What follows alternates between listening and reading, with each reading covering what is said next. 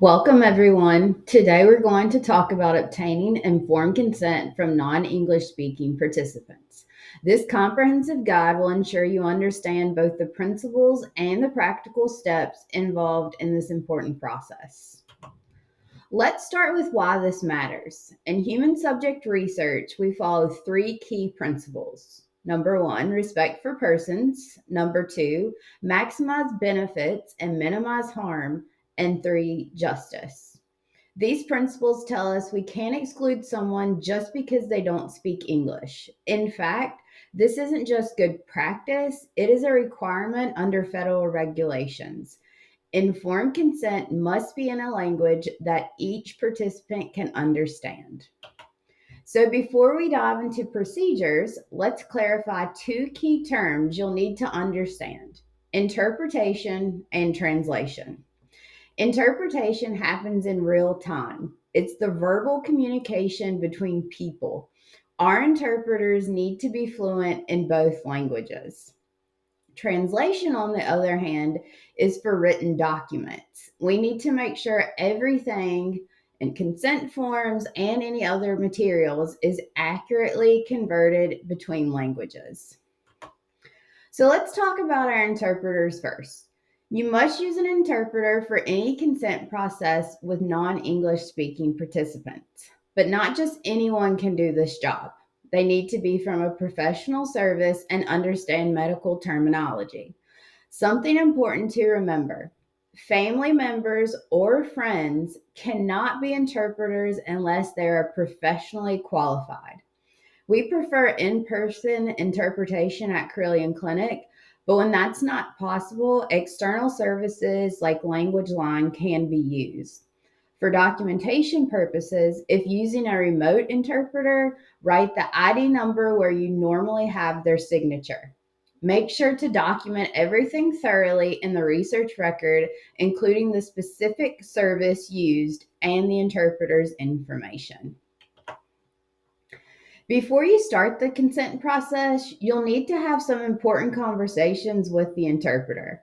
You'll discuss any cultural considerations, how to keep conversations transparent, and how you'll check that the participant understands everything.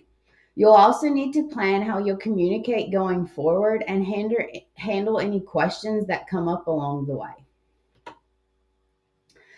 So, we have two main ways to handle consent. The preferred way is to use translated documents that the IRB has approved. We use this when we expect to have non English speaking participants. The other option is the short form, which we use for unexpected situations or when we'll have three or fewer non English speaking participants. So, let's walk through the preferred method. First, we figure out how many non English speakers you might enroll. Get your English version approved by the IRB first, then have it professionally translated. You'll need to submit a certificate of translation and to get the IRB's approval for the translated version too. Keep in mind that all of these steps have to happen in that order. And so you need to do the English version first, get it approved by the IRB, and then do the translation after. Sometimes you might have a research team member who speaks both languages and understands medical terminology. They can handle both consent and interpretation.